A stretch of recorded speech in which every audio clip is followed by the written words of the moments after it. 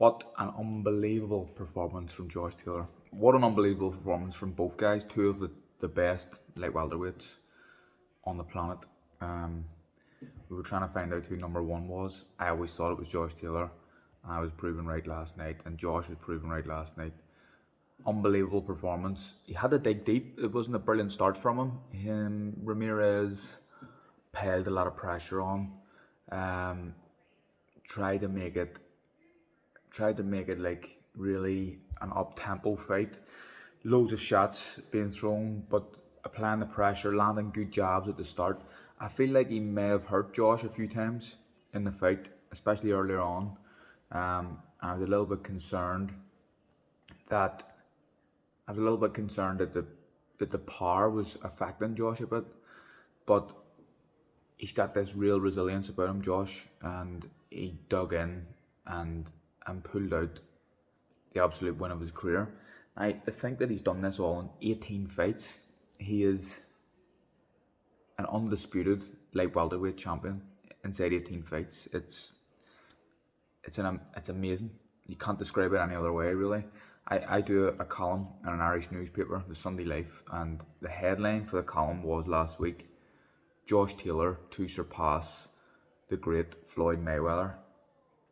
And if you read the story, what I was talking about is what he has done in 18 fights compared to what Mayweather done in 18 fights. The greatest fighter of our generation isn't comparable. I think Mayweather may have just had his first fight around this time, first world title fight, around this time, number 18.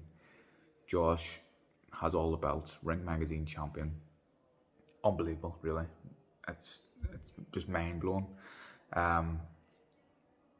I think that the judges scored it right. It was a close fight. Obviously, the knockdowns were very, very important for Josh. The first time ever on a big fight, 3 judges scored it exactly the same, and I scored it exactly the same as the 3 judges. That doesn't really happen that often, so we have to give credit there. I think that Kenny Bayless, especially for the second knockdown, give Ramirez every chance he could to make sure he stayed in the fight. I'm going to watch it back and I'm going to count seconds from he was knocked down until the fight recommenced, but it seemed to me that he gave him maybe an extra 3 or 4 seconds there. Doesn't sound a lot, but when you're hurt and it's towards the end of the round, and Ramirez was hurt, about 20 seconds left in the round, they all add up. But it was an almighty performance from Josh Taylor. I've trained with this guy since he turned pro.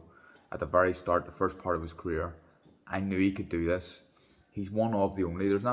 I've been in this game for a long time, and there's not too many people I would stay around and hang about to watch spar. Josh Taylor is one of them. Another one actually is Jack Catterall, who could be a potential future opponent for Josh. But I've been in this game a long time. You just want to do your training, get out, go away. But I always hung around to watch Josh sparring because he's a special, special talent. We all knew it. I think people were there was a question mark over Ben Davison's head. I don't know why. Ben Davison is a fantastic coach, but he was getting a little bit of stick recently. A little bit of a question mark over.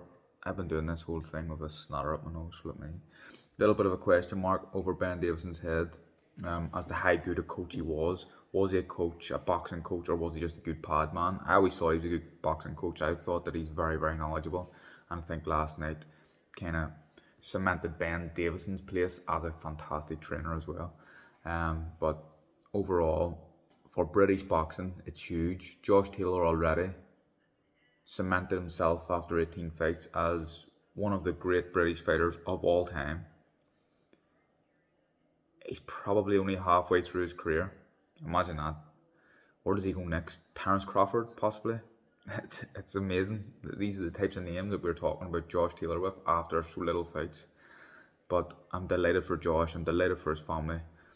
And Britain is right now, British boxing is in a very good position, a very, very strong position. And I have Josh Taylor as the number 1 pound for pound British fighter.